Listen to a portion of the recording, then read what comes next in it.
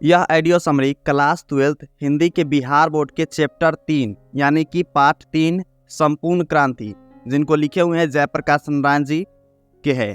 तो अगर आप इस ऑडियो समरी को सुनते हैं तो आपको टोटल के टोटल कंसेप्ट क्लियर हो जाएगा। और हाँ, इस ऑडियो समरी को आप कोई भी काम करते समय, कहीं जाते समय भी सुन सकते हैं। जिस प्रकार से आप म्यूजिक सुनते हैं बिल्कुल उसी प्रकार से। और इस ऑडियो समरी में आपको टोटल के टोटल कंसेप्ट समझाया गया है जो आपको एग्जाम में पूछे जाते हैं या फिर आपको नॉलेज के लिए चाहिए। तो चैप्टर में आगे बढ़ने से पहले हम लेखक का कुछ परिचय देखेंगे, जिस तरह से हमने चैप्टर 1 और चैप्टर 2 में देखा था। तो अगर हम जयप्रकाश नारायण जी यानी कि लेखक की जन्म की बात करें तो इनका जन्म हुआ है 11 अक्टूबर 1902 ईस्वी में। और अगर निधन की बात कर ले तो 8 अक्टूबर 1989 ईस्वी में जयप्रकाश नारायण जी का निधन हुआ था। अगर इनकी जन्म स्थान की बात करें तो जयप्रकाश नारायण जी का जन्म स्थान है सिताब दियारा गांव, उत्तर प्रदेश के बलिया और बिहार के सारण जिले में फैला हुआ है। और जयप्रकाश नारायण जी का पुकार का नाम है, बचपन में बाउल नाम से इन्हें पुकारते थे। बड़े होने पर जेपी नाम से प्रसिद्ध हुए। अपनी जनपक्षता के लिए लोकनायक के रूप में भी प्रसिद्ध थे। इनकी माता के नाम है फूलरानी एवं पिताजी के नाम है हर्षुदयाल। जयप्रकाश नारायण जी ने बहुत सारी कृतियाँ लिखी है, लेकिन इनकी प्रमुख कृतियाँ है रिकंस्ट्रक्शन ऑफ इंडिया पॉलिटी। कुछ कविताएं भी लिखी है, डायरी एवं निबंध भी प्रकाशित की है। अगर हम इनकी सम्मान की बात कर ले तो इन्हें सम्मान मिला है 1965 ईस्वी में समाज सेवा के लिए मैगसेसे सम्मान, और 1998 ईस्वी में भारत रत्न सम्मान मिला है। तो ये रही कुछ लेखक का परिचय, जो कि प्रश्न बहुत सारे पूछे जाते हैं एग्जाम में। तो चलिए हम चैप्टर की ओर बढ़ेंगे। चैप्टर की ओर बढ़ने से पहले एक बात और बता दूं आपको कि संपूर्ण क्रांति जो है एक भाषण है, यानी संपूर्ण क्रांति भाषण जयप्रकाश नारायण जी ने पटना के गांधी मैदान में दिए हुए हैं। तो चैप्टर की शुरुआत होती है, यानी कि इस भाषण की शुरुआत होती है बिहार प्रदेश छात्र संघर्ष समिति के बारे में। युवक साथियों, बिहार प्रदेश के असंख्य नागरिकों, भाइयों और बहनों, अभी अभी रेणु जी ने जो कविता पढ़ी, अनुरोध है वह वास्तव में उनका ही था। सुनना तो वह चाहते थे, मुझसे पूछा गया कि वह कविता सुना दे या नहीं। मैंने स्वीकार किया, लेकिन उसने बहुत सारी स्मृतियां और अभी हाल की बहुत दुखद स्मृति का जागृत किया। इससे हृदय पर उठा। और आपको शायद मालूम न होगा कि जब बेल्लोर अस्पताल के लिए रवाना हुआ था तो जाते समय मद्रास में 2-3 अपने मित्रों श्री ईश्वर आयर के साथ रुका था। वहां दिनकर जी गंगा बाबू से मिलने आए थे, बल्कि कविताएं सुनाई और मुझसे कहा कि अपने जो आंदोलन शुरू किया, जितनी मेरी आशाएं आपसे लगी थी उन सब की आपने पूर्ति की। आपके इस आंदोलन से इस नए आवागमन में देश के तरुणों को आपने जो किया मैं देखता हूँ। तालियां तालियां हरगिज न बजाइए, मेरी बात चुपचाप सुनिए। अब मेरे मुंह से आप हुंकार नहीं सुनेंगे, लेकिन कुछ विचार में आपसे कहूंगा। वे विचार हुंकारों से भरे होंगे, क्रांतिकारी वे विचार होंगे जिन पर अमल करना आसान नहीं होगा। अमल करने के लिए बलिदान करना होगा, कष्ट सहना होगा, गाली और लाठियां का सामना करना होगा, जेलों को भरना होगा, जमीन की कुरक्रिया होगी। यह सब होगा। यह क्रांति मित्रों और संपूर्ण क्रांति है। यहाँ कोई विधानसभा के विघटन का आंदोलन नहीं है। वह तो एक मंजिल है जो रास्ते में है। दूर जाना है, बिल्कुल दूर जाना है, को प्राप्त करने के लिए, जिसके लिए देश के हजारों संख्याओं जवानों ने कुर्बानियां दी है, जिसके लिए सरदार भगत सिंह, उनके साथी, बंगाल के सारे क्रांतिकारी साथी, महाराष्ट्र के साथी, देश भर के क्रांतिकारी सभी का निशाना बने थे, या तो फांसी पर लटकाए गए। जिस स्वराज के लिए लाखों लाख देश की जनता बार बार जेलों की भर्ती रही, लेकिन आज 27-28 वर्ष के बाद का जो स्वराज्य है, उनसे जनता का राह दफ्तरों में, बैंकों में, हर जगह टिकट लेना, उनमें जहां भी हो सकता है रिश्वत के बगैर काम नहीं सुनता। और जनता जो है रिश्वत बिना दिए उसका कोई काम ही नहीं होता। हर प्रकार के अन्याय के नीचे जनता दब रही है। शिक्षा संस्थाएं भ्रष्ट हो रही है। हजारों नौजवान का भविष्य अंधेरे में पड़ा हुआ है। जीवन उनका नष्ट हो रहा है। शिक्षा जी जाती है, पर गुलामी की शिक्षा। शिक्षा पाकर दूर दूर तक ठोकर खाना नौकरी के लिए नौकरियां मिलती ही नहीं। दिन वे दिन बेरोजगारी बढ़ती जा रही है। गरीब की बेरोजगारी बढ़ती जाती है। गरीब हटाओ के नारे जरूर लगते हैं, लेकिन गरीबी बढ़ी है पिछले वर्षों में। तो मित्रों, आज की स्थिति यह है कि, और इस स्थिति में वहां दिनकर जी ने कुछ हमें अपने शब्द में सुनाए बड़े हृदयग्राही थे। और उसी रात जब विदा हुए, उसी रात को हमने यानी हमारे मित्र रामनाथ श्री गोयनका इंडियन एक्सप्रेस के मालिक के घर पर वह मेहमान थे। रात का दिल का दौरा पड़ा। 3 मिनट में उनको अस्पताल पहुंचाया गया, लेकिन 3 मिनट में बिल्डिंग नर्सिंग होम शायद उसे कहते हैं, सारा इंतजाम था वहां पर। पटना के अस्पताल तो पता नहीं 3 घंटे में भी तैयार न हो पाता। सभी डॉक्टर सब तैयार के औजार लेकर आए थे, लेकिन दिनकर जी का हार्ट फिर से जिंदा नहीं हो पाया, यानी उसी रात का उनका निधन हो गया। ऐसी चोट लगी कि उनकी यह कविता सुन के उनका वह सुंदर शोभे जो सीला चेहरा याद आ गया। आज लगता है हमारे 2 मित्र की कितनी कमी है। आज भाई बेनीपुरी जी होते, उनकी लेखनी में जो ताकत थी ना, आज के जुलूस का, आज की इस सभा का जो वर्णन वो देते, एक एक शब्द में अंगार होता।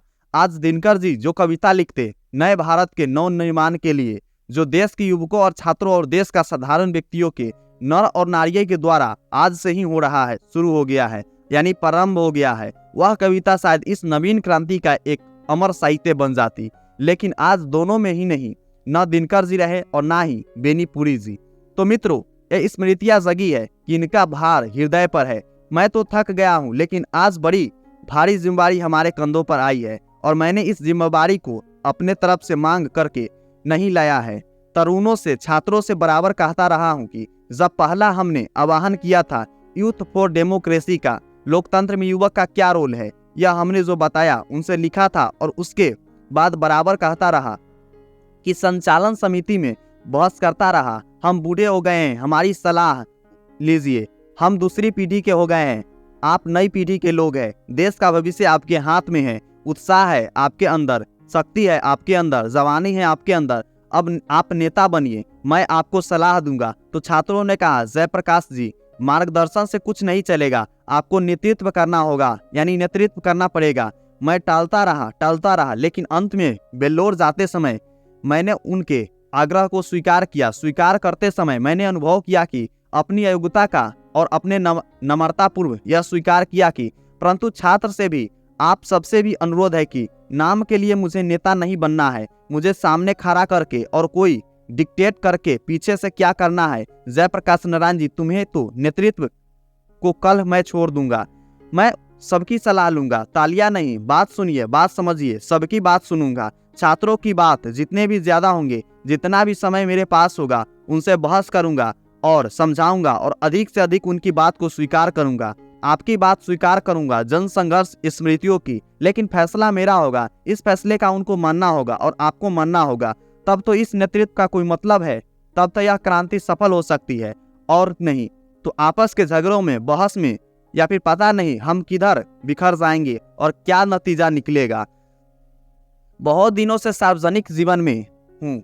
1931 में, यानी 1921 ईस्वी में जनवरी के महीने में इसी पटना कॉलेज में ISC की विद्यार्थी था। हमारे साथ, हमारे निकट के साथी, वे सब छात्रवृत्ति पाने वाले थे। मुझे भी छात्रवृत्ति मिलती थी। सब अव्वल दर्जे के क्रीम थे उस समय के विद्यार्थी में, और हम सब ने एक साथ गांधी जी का आह्वान पर असहयोग किया। असहयोग करने के बाद करीब 1.5 वर्ष में मेरा जीवन बीता।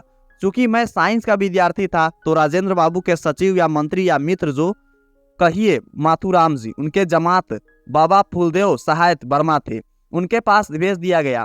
फूलदेव बाबू के साथ रहो और उनकी लेबोरेटरी में, उनकी प्रयोगशाला में कुछ प्रयोग करो और उनसे कुछ सीखो। महानाम मदन मोहन मालवीय जी के लिए हमने हृदय में पूजा का भाव रखा, परंतु विश्वविद्यालय के दाखिल होने के लिए मैं तैयार नहीं था, क्योंकि सरकारी रुपया और सरकारी दंड मदद विश्वविद्यालय को मिलती है। स्वतंत्र नहीं था, वह पूर्ण रूप से राष्ट्रीय विश्वविद्यालय नहीं था, तो मैं किसी विश्वविद्यालय में नहीं गया। बिहार विद्यापीठ में मैंने परीक्षा दी ISC की। पास तो करना ही था, पास कर लिया। उसके बाद बचपन में जब हाई स्कूल में थे, मैंने स्वामी सत्यदेव के भाषण सुने थे अमेरिका के बारे में। कोई धनी घर का नहीं था, कोई धनी घर का नहीं था, थोड़ी सी खेती, और पिताजी नहर विभाग में जिलाधार, बाद में रेवेन्यू असिस्टेंट हुए थे। नॉन गजटेड अफसर थे। उनकी हैसियत नहीं थी कि वह मुझे अमेरिका भेजे। तो मैंने सुना था कि अमेरिका में मजदूर करके लड़के पढ़ सकते हैं। मेरी इच्छा थी कि आगे पढ़ना है मुझे। आंदोलन तो गिराव पर आ रहा है, चढ़ाव पर था, उतर चुका हूँ। इस बीच अमेरिका से कुछ शिक्षा प्राप्त करके आ जाऊं, इसलिए अमेरिका गया। कुछ लोग वहाँ पर हमारे पता नहीं कि किस नाम से पुकारूं। मुझे आज वर्षों से गालियां देते रहे हैं, कितनी गालियां मुझे दी गई है। चूंकि अमेरिका में मैंने पढ़ा इसलिए मैं अमेरिका का दलाल बना। निक्सन को दे तो तार और जयप्रकाश नारायण की हो गई हार, ये नारे लगाए गए। मित्रों, अमेरिका में बागानों में मैंने काम किया, कारखानों में काम किया, लोहे के कारखाने में जानवर मारे जाते थे, उन कारखानों में काम किया। जब यूनिवर्सिटी में पढ़ता था, छुट्टियों में काम करके इतना कमा लेता था कि कुछ खाने हम 3-4 विद्यार्थियों मिलकर पकाते थे और सस्ते में हम लोग खा भी पी लेते थे। एक कोठरी में कई आदमी मिलकर रह लेते थे, रुपया बचा लेते थे, कुछ कपड़े खरीद के, कुछ फीस के लिए, और बाकी हर दिन रविवार को छुट्टी नहीं, 1 घंटा रेस्टोरों में, होटल में या तो बर्तन धोया या फिर वेटर का काम किया, तो शाम को रात का खाना मिल गया, दिन का खाना मिल गया, किराया कहाँ से मकान हमको आया। बराबर 2-3 लड़के, कितने वर्ष तक 2 चारपाई नहीं थी कमरे में, 1 चारपाई पर मैंने और कोई एक अमेरिकन लड़का रहता था। हम दोनों साथ सोते थे, एक रजाई हमारी होती थी। इसी गरीबी में पढ़ा है। इतवार के दिन या कुछ आउट टाइम ऑफ में जो होटल का काम होता था उसको छोड़ करके जूते साफ करने का काम शू साइन पार्लर में, उससे लेकर के कमोड साफ करने का काम होटल में करता था। वहाँ जब BA पास कर लिया, स्कॉलरशिप मिल गई, 3 महीने के बाद असिस्टेंस हो गया डिपार्टमेंट का, ट्यूबलिटी क्लास होने लगा तो कुछ आराम से रह रहा। इस बीच में इन लोगों से पूछिए, मेरा इतिहास ये जानते हैं और जानवर भी कुछ गालियां देते हैं।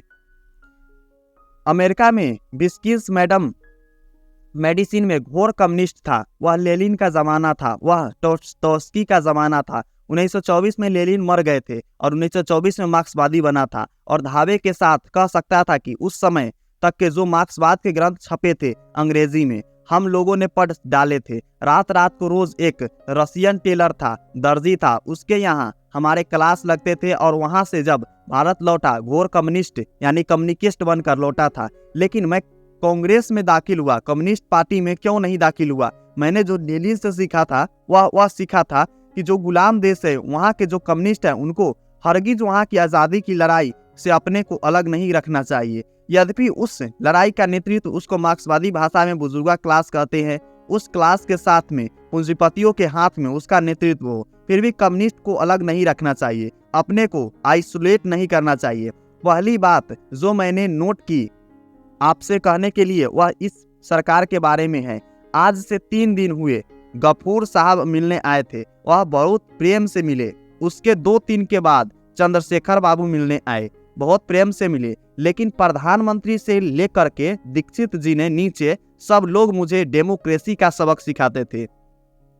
इनमें से किसी को कोई अधिकार नहीं है कि जयप्रकाश नारायण को लोकतंत्र की शिक्षा दे, लेकिन वे जयप्रकाश नारायण को शिक्षा देने का हिम्मत करते हैं। और उनकी हरकत देखिए, शांतिमय प्रदर्शन यानी शांतिमय जुलूस के लिए हजारों लोग आ रहे थे। प्रदर्शन के कोने कोने से छात्र आ रहे थे, किसान आ रहे थे, मजदूर आ रहे थे, मध्यम वर्ग के लोग आ रहे थे, कहीं पैदल आ रहे थे, कुछ बस से आ रहे थे, कहीं रेल से आ रहे थे, कोई ट्रक भाड़े पर लेकर के आ रहे थे, डीजल अपना खरीद करके लेकर आ रहे थे। जहां तहां रोका है इनको, लड़कों को पीटा, गिरफ्तार किया, अन्यास का कोई कारण नहीं था। और यहाँ हमसे आकर के सब मीठी मीठी बात करते हैं। इन्होंने जिद की कि इस रास्ते में जुलूस नहीं जाएगा, इससे यह खतरा है कि वह खतरा है। मुझे कोई खतरा दिखाई नहीं देता। लेकिन जब उन्होंने कहा कि शायद जेल तोड़ने की कोशिश हो और शायद उन्हें गाली चलानी पड़ी, तो मैंने कहा इसको जिम्मेवारियां नहीं लेता। आंदोलन हमारा किसी उद्देश्य से हो रहा है, बीच में यह डाइवर्सन की हो जाए, रास्ते की भटक जाए, हम लोग यह नहीं चाहते।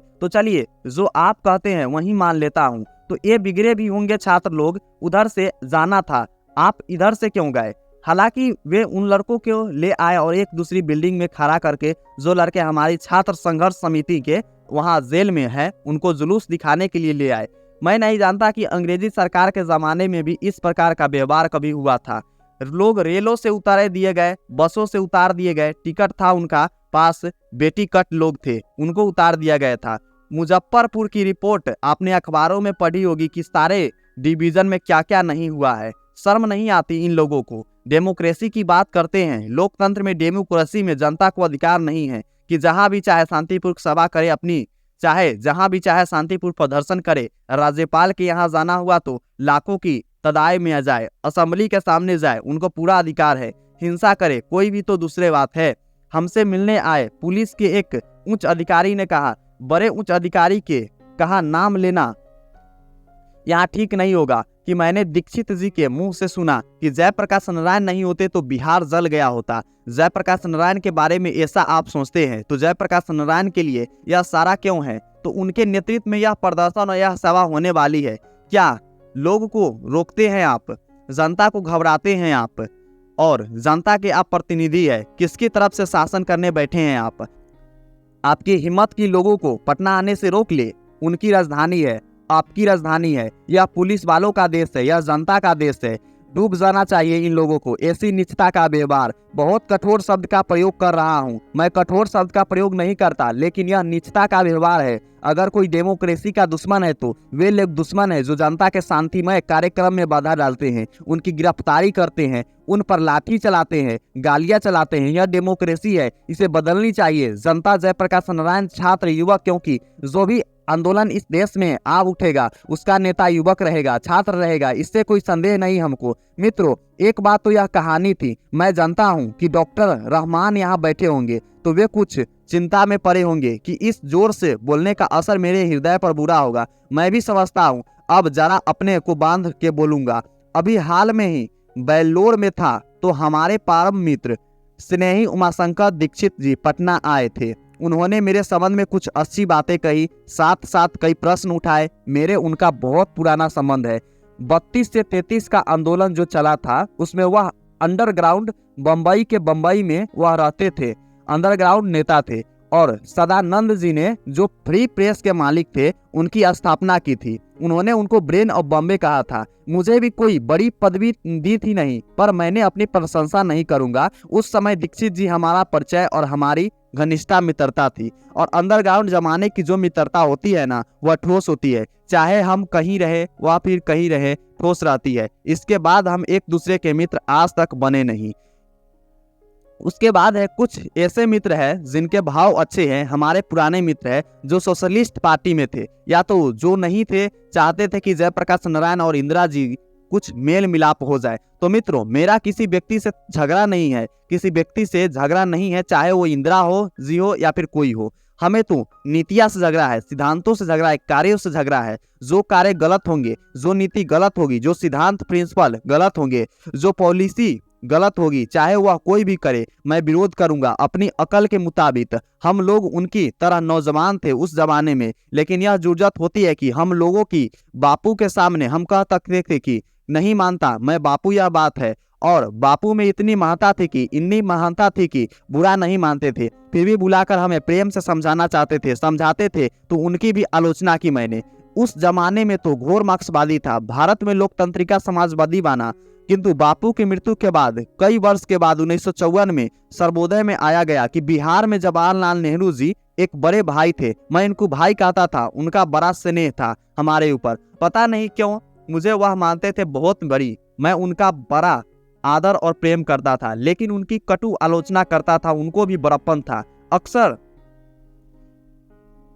अक्सर तो उन्होंने हमारी आलोचना का बुरा नहीं माना, लेकिन पटना फायरिंग पर जो मैंने बयान दिया, मैं जानता हूं कि बहुत सारी सख्त भाषा के मैंने प्रयोग किया, पर उस पर बहुत सारा नाराज हुए। लाल बहादुर जी ने कश्मीर के मामले में कुछ किया, मैंने उनको भी आलोचना की, उनको तार भी दिया कि यह बहुत गलत काम आपने किया है, इससे कश्मीर के सवाल को हल करने में आपको दिक्कत होगी। थोड़े ही दिनों में 18 महीने में वह चल बसे। देश का दुर्भाग्य। इंदिरा जी जो मेरे मतभेद थे, वे जवाहरलाल नेहरू जी के साथ में जो मतभेद थे उनकी कहीं ज्यादा गंभीर और सीरियस है। जवाहरलाल नेहरू जी परराष्ट्र नीतियों के संबंध में, स्वराष्ट्र के संबंध में अधिक उनसे हमारा मतभेद नहीं था। तिब्बत के मामले में मतभेद था, चीन के मामले में, हंगरी के मामले में था। और मैं कोई गर्व नहीं करता कि मैंने उस समय जो आलोचना की हंगरी के मामले में, जो कुछ कहा, जवाहरलाल नेहरू जी के बाद में मानना पड़ा। तिब्बत के बारे में मेरी बात तो नहीं मानी जाती उन्होंने, लेकिन चीन ने उनको धोखा दिया, तो उस धोखा के कारण उनके हृदय की चोट लगी कि 10 बरस में चल गए और संभल नहीं सके। ऐसा घाव लगा जब चीन ने आक्रमण कर दिया। वह कभी उम्मीद नहीं करता था कि, आशा नहीं है कि चीन ऐसा करेगा। थोड़ी उनकी भी गलती थी, तो परराष्ट्र नीतियां के संबंध में मतभेद था। उनको अंतर्देशीय प्रश्न पर नहीं था उतना मतभेद।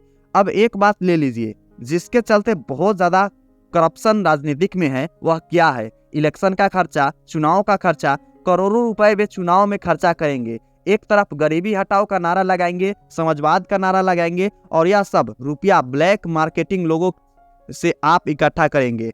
अनअकाउंटेड मनी, करोड़ों रुपए जिसका कोई हिसाब नहीं, कोई किताब नहीं। आज से नहीं, वर्षों में मैं पुकार रहा हूं कि भाई इस चुनाव का पद्धति के अमूल परिवर्तन होना चाहिए। चुनाव का खर्चा कम करना चाहिए। अगर चाहते हैं आपकी गरीबी उम्मीदवारों को खड़ा हो सके तो मजदूर उम्मीदवारों को खड़ा करे, किसान उम्मीदवारों को खड़ा हो सके। गरीबी पार्टी, जो गरीबी पार्टी है, वह अपने उम्मीदवार खड़ा कर सके। सुनता है कोई? नहीं। प्रेस रिपोर्ट से पता चलता है कि इस आंदोलन के द्वारा मैं दल विहीन लोकतंत्र की स्थापना करना चाहता था। दल विहीन लोकतंत्र सर्वोदय विचार का मुख्य राजनीतिक सिद्धांत है और उस विचार का पिछले वर्षों में मैं करता रहा और ग्राम सभाओं के आधार पर दल विहीन प्रतिनिधित्व स्थापित हो सके, इसका प्रयत्न भी करता था। परंतु वर्तमान आंदोलन के संदर्भ में मैंने दल विहीन लोकतंत्र का जिक्र कतई नहीं किया। फिर भी मेरे पुराने विचार को लेकर जनता में, विशेषकर बुद्धिजीवियों में काफी भ्रम फैलाया गया।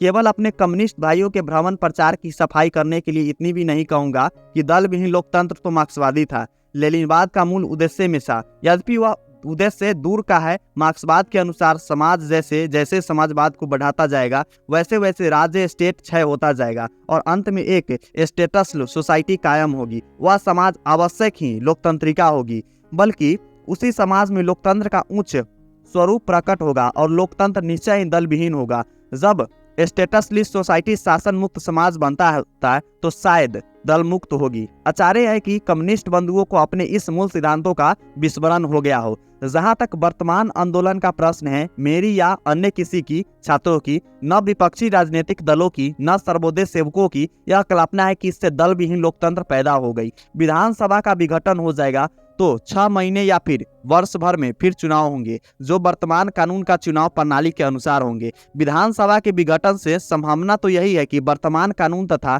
नियम आदि के अंतर्गत पुनर्निर्वाचन होगा। इसलिए प्रश्न उठता है, जैसे कि पिछले सप्ताहों में कई बार उठा भी है, कि इस हालत में विधानसभा के विघटन से क्या लाभ होगा। मुझे खेद है कि इस पर उत्तर पिछले 3 दिन से मिल रहे हैं, पर उसको समझने की कोशिश थोड़ी ही लोगों ने की। इसलिए बार बार मुझसे यह सवाल होता है कि जयप्रकाश नारायण वर्तमान चुनाव पद्धति के और विधानसभा के चुनाव को कौन सा विकल्प पेश कर रहे हैं। मेरा अपना विकल्प चूंकि नए ढंग का है, जो खीसे पीटे राजनीतिक चिंतन से भिन्न है, इसलिए वह लोगों को समझ में नहीं आता। अगर मैं यह कह दूं कि मेरा विकल्प यह है कि मैं इस आंदोलन को और संघर्ष में से एक नई पार्टी का निर्माण करूंगा, तो सब लोग मेरी बात आसानी से समझ लेंगे और इसकी बात मेरी आलोचना शुरू हो जाएगी कि यह आदमी केवल अपनी सत्ता के लिए छात्र और जनता को आंदोलन का दुरुपयोग कर रहा है। लेकिन जब मैं कोई नई बात कहता हूं तो उसको समझने की कोशिश कम होती है या फिर नहीं होती है।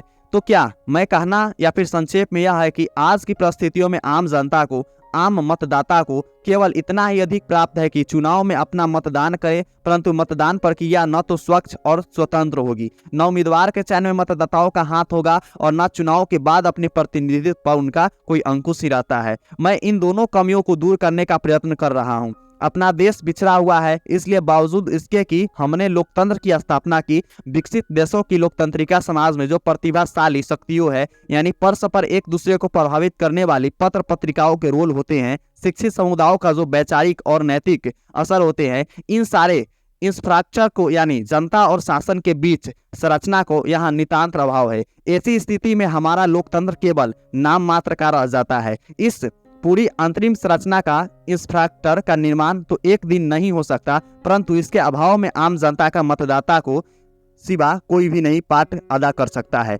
जिसके परिणाम स्वरूप मंत्री तथा विधायक निरंकुश और स्वच्छ हो जाते हैं और जनता का किसी प्रकार का अंकुश उन पर नहीं रहता, सिवाय इस भय के अगले चुनाव में जनता यदि चाहे तो उनका वोट नहीं दे। परंतु यह भय भी रहता है, रुपया भी रहता है, और यह भय भी, रुपया भी, जाति बल प्रयोग, मित्रचरण आदि के कारण जो है ना उसी को वोट देते हैं। अब चूंकि प्रदेश के छात्र और युवक साधारण जनता जागृत हो गई है, वह आगे बढ़ रही है और कुछ नई चाहती है। वर्तमान परिस्थितियों में परिवर्तन होती है, अतः इस परिस्थितियों का लाभ उठाकर मैं चाहूंगा कि आज जो असंगठित जनता है उनमें से ऐसी शक्ति आ जाए कि वह सही आदमी का चुनाव कर सके तथा चुनाव के बाद अपनी प्रतिनिधित्व का आचरण यथासंभव अंकुश रख सके। इस संबंध में मेरे कुछ सुझाव है। एक तो यह है कि जब विधानसभा का अगला चुनाव हो तो हमारी छात्र संघर्ष तथा जन संघर्ष समितियों मिल करके आम राय से अपना उम्मीदवार खड़ा करे, अथवा जो उम्मीदवार खड़े किए जाए हैं उनमें से किसी का मान्य नहीं हो। यदि इन समितियों के बीच आम राय नहीं होता तो हम कोई भी ऐसा रास्ता बनाएंगे जिससे आप में फूट भी बगैर के समितियां का उम्मीदवार खड़ा हो सकेगी या फिर किसी उम्मीदवार को अपनी मान्यता दे सकेगी। इस प्रकार के चुनाव में जनता महत्वपूर्ण रोल अदा करती है। दूसरी बात यह कि जो उम्मीदवार अमुक चुनाव क्षेत्र में जीतेगा उसके भाव कार्यक्रम पर कड़ी निगरानी रखने का काम ये संघर्ष समितियां करेगी। अगर इस क्षेत्रों का प्रतिनिधित्व गलत रास्ता पकड़ता है तो उनकी इस्तीफा देने का वादे करेगी। इस प्रकार ये जनता अंकुश इन लोगों के ऊपर होगा और आज की तरह निःशृंखला और स्वच्छ वे नहीं रह पाएंगे। इस सिलसिले में एक और बात स्पष्ट आना आवश्यक है कि जो संघर्ष स्मृतियां यानी समितियां छात्रों या फिर जनता को बन गई है या फिर बन रही है, उनका काम केवल शासन से संघर्ष करना नहीं बल्कि उनका काम तो समाज के और हर अन्य और अनीति को विरुद्ध करना, संघर्ष करना होगा। और इस प्रकार से इन स्मृतियों को यानी कि समितियों को बराबर एक महत्वपूर्ण कार्य रहेगी। गांव में छोटे अफसरों या फिर कर्मचारियों, चाहे वे पुलिस के हो या फिर अन्य किसी प्रकार के घूसखोरी चलती हो, उसके खिलाफ तो संघर्ष रहेगा ही। साथ साथ जिन बड़े किसान ने बेनामी या फिर फर्जी बस्तबदियों की है उनका भी विरोध ये समितियां करेगी और उनको दुरुस्त करने के लिए संघर्ष करेगी। गांव में तरह तरह के अन्याय होते हैं, मेरी कल्पना है कि ये समितियां उन अन्याय को भी रोकेगी। इस प्रकार से जनता को छात्र का निर्दयी संघर्ष समितियां अस्थायी रूप से कायम रहेगी और केवल लोकतंत्र के लिए ही नहीं बल्कि सामाजिक, आर्थिक, नैतिक के लिए अथवा संपूर्ण क्रांति का एक बहुत ही महत्वपूर्ण कार्य रहेगी। तो ये रही संपूर्ण क्रांति टोटल भाषण जिसको लिखे हुए हैं जयप्रकाश नारायण जी। तो यह भाषण आपको कैसी लगी आप जो है ना कमेंट करके जरूर बताइएगा। अगर आप इसी तरह से सभी ऑडियो सुनना चाहेंगे तो आप डिस्क्रिप्शन बॉक्स में जाइए, वहां पर आपको प्लेलिस्ट मिल जाएगा ऑल चैप्टर का, तो आप सुन सकते हैं। या फिर चैनल पर विजिट कीजिए, वहां पर आपको पॉडकास्ट का मिल जाएगा ऑप्शन, वहां पर भी टोटल चैप्टर का आप सुन सकते हैं। अगर आप बिहार के वीडियो चैनल पर पहली बार आए हैं तो इस चैनल को सब्सक्राइब कर लीजिए, क्योंकि इस चैनल पर आपको ऑडियो वीडियो आप जिस तरह से समझना चाहेंगे उस तरह से आपको फ्री ऑफ कोर्स कोई भी चार्ज के साथ नहीं समझाया जाता है, यानी कि हर एक चीज आपको फ्री ऑफ कोर्स प्रोवाइड किया जाता है। साथ में अगर आप इसका वीडियो समरी देखना चाहते हैं तो वीडियो समरी भी अवेलेबल है सभी का, तो आप देख सकते हैं। तो इस चैनल को सब्सक्राइब कीजिए। व्हाट्सअप, टेलीग्राम, इंस्टाग्राम का लिंक डिस्क्रिप्शन बॉक्स में दिया गया है, वहां पर आप ज्वाइन कर लें। वहां पर अक्सर हम आपको एग्जाम से रिलेटेड, आपका पढ़ाई से रिलेटेड PDF नोट्स प्रोवाइड करते रहते हैं फ्री ऑफ कोर्स, तो आप लोग वहां पर पा सकते हैं उसे। तो चलिए मिलते हैं नेक्स्ट वीडियो में अर्धनाइस चैप्टर में, तब तक के लिए love you and bye bye champion.